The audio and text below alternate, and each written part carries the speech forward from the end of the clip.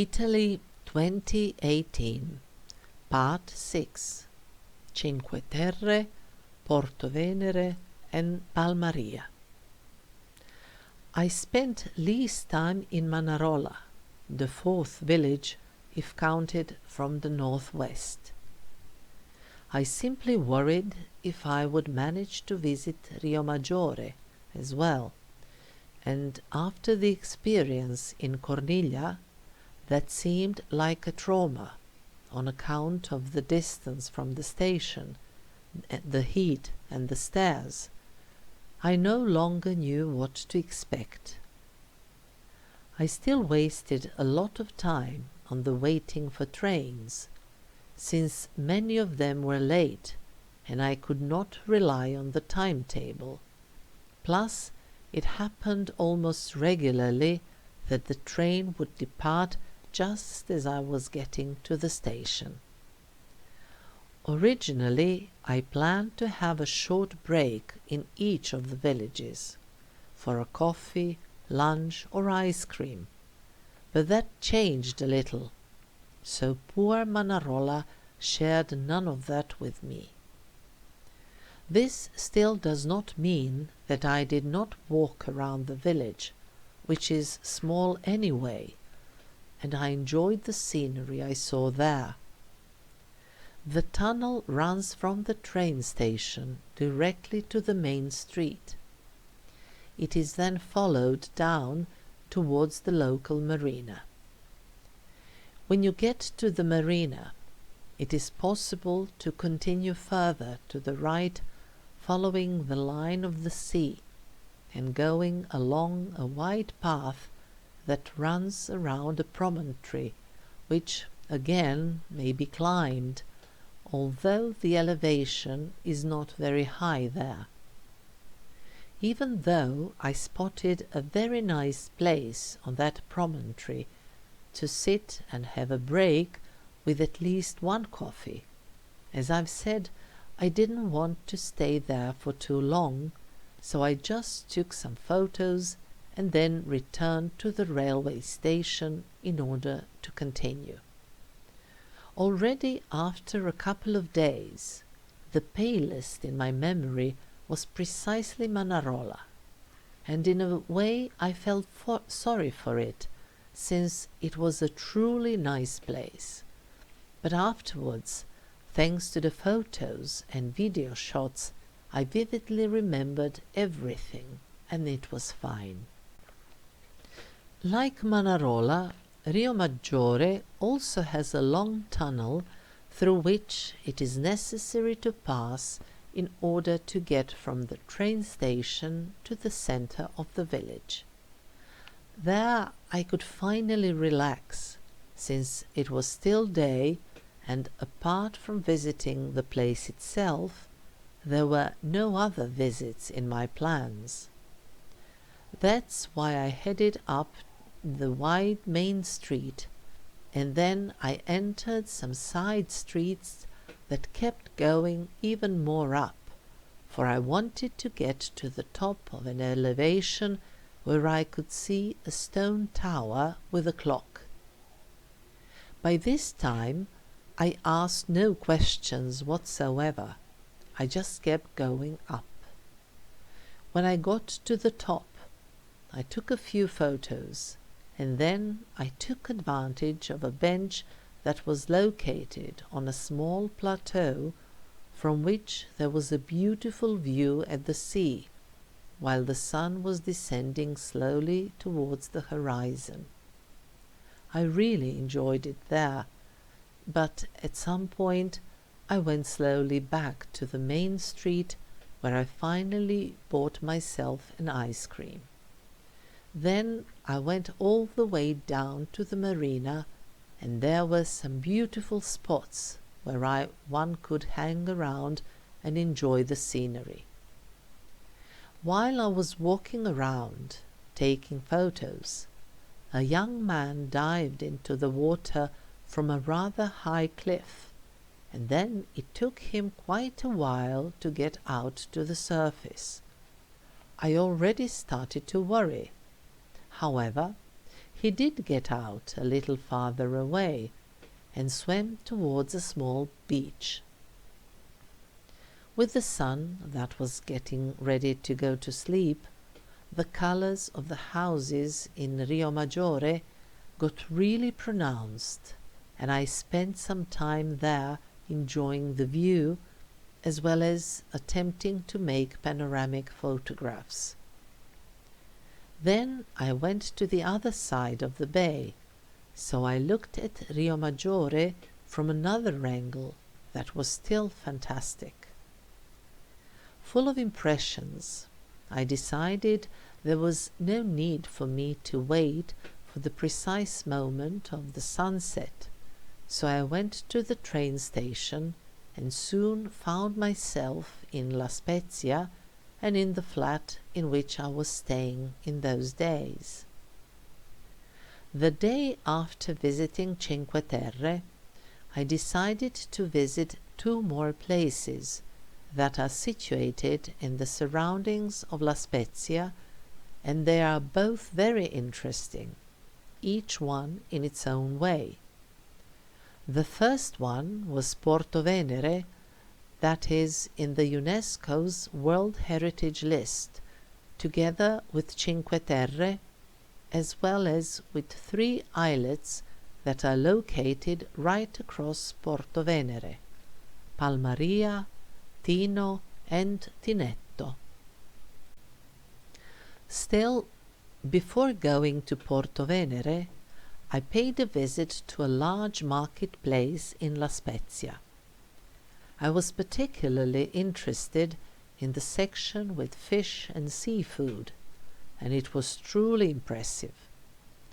Serbia is a landlocked country, so we can either eat freshwater fish, which I actually like quite a lot, or imported sea fish.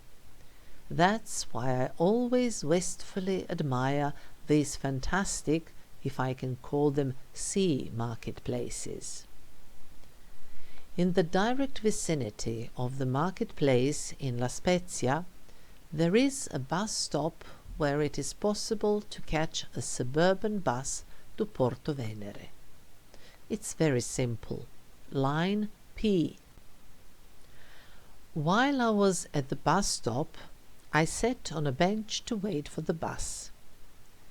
I was approached by a lady, and she asked if she could also sit down, so I moved a little to the side, and then she started talking. She's coming back from the market, is disgusting what they're offering. Since she cannot carry all in her hands, they put some of the stuff into her small backpack, and now she has to carry the purse in her hands. They were not kind at all. I just kept nodding and smiling.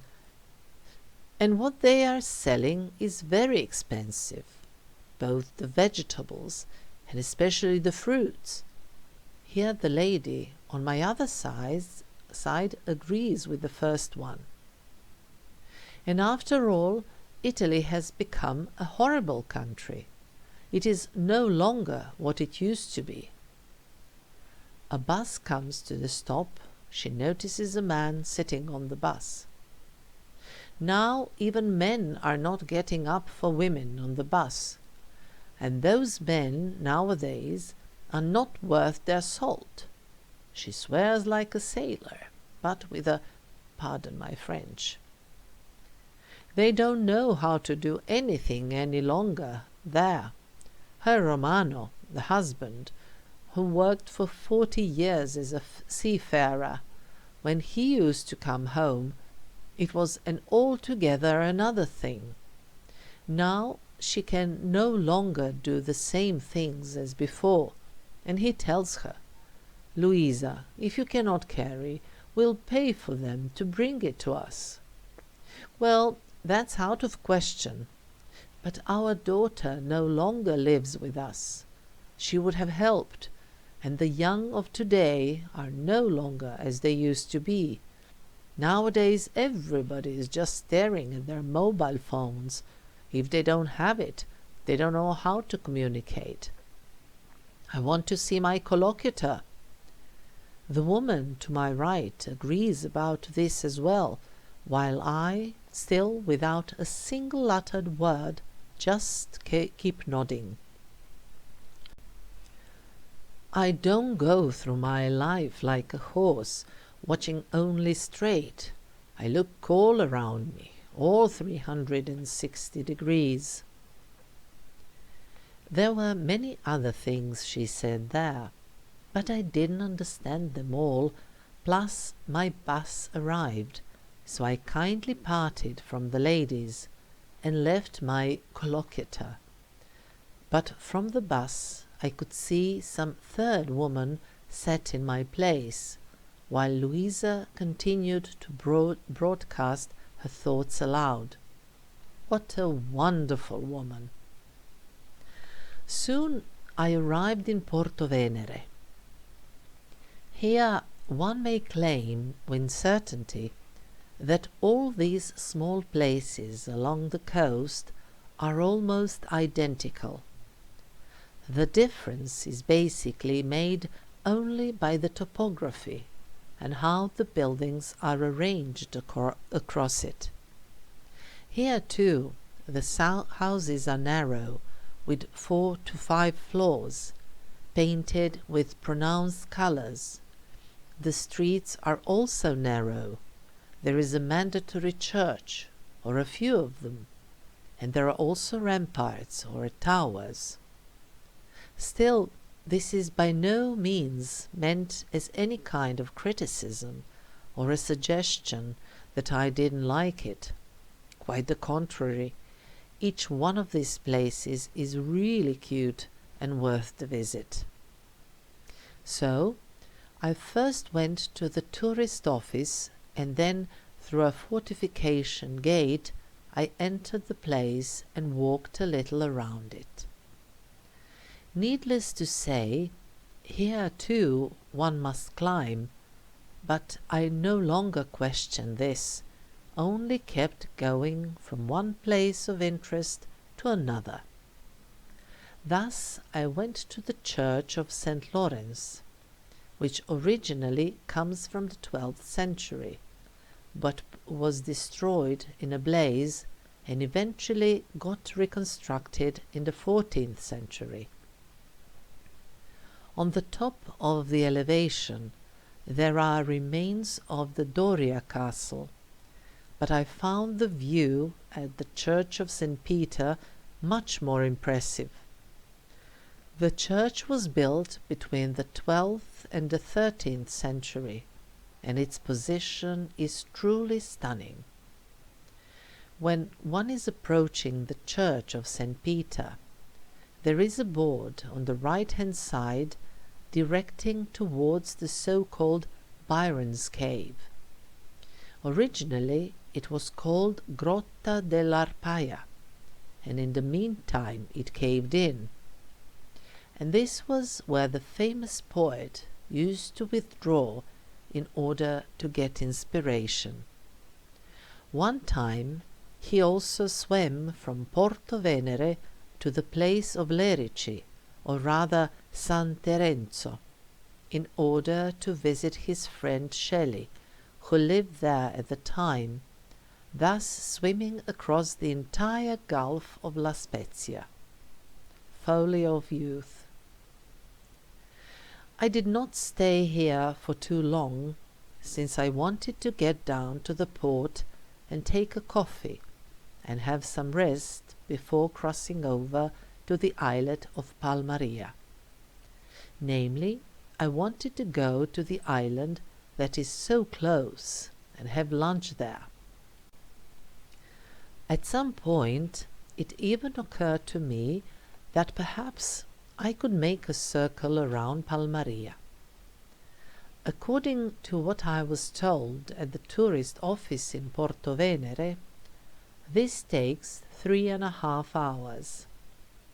However, I slightly wondered about the type of the trails, since I obviously still did not have the proper footwear for hiking along dirt trails, which often involved big pieces of rock as well as pebbles that may roll under the feet, or steeper sections, which all made it desirable to have the proper hiking boots. However, I was still toying with the idea of having a try. Then I remembered that according to my own plan, I actually didn't have that much time.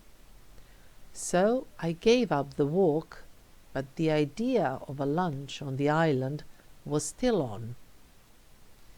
This place, to which the boat from Portovenere takes people, consists in fact only of a dozen houses and a restaurant.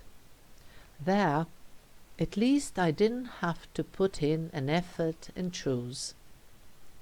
I did try to walk a little bit, so I went to one side, some 50 meters, then to the other side, and then I entered the restaurant, if I can say from above, from its backside, almost surprising the owner and chef who was watching over the restaurant. I told him I wanted to eat, so he told the waitress to find me some nice spot in the sun, since it was all in deep shade. There I had wonderful ravioli filled with fish in mussel sauce, and then also grilled sea bass, but this is a familiar dish and taste. As soon as I finished the lunch, I took the first boat back, and soon I got onto a bus to La Spezia in order to go to the other side, to the place called Lerici. It is possible to go from Portovenere to Lerici by boat, but I didn't feel like bothering with that and the boat schedule, so I used the suburban buses, with the transfer in the center of La Spezia. By the way, in my blog you can find the map that shows where I went during this trip.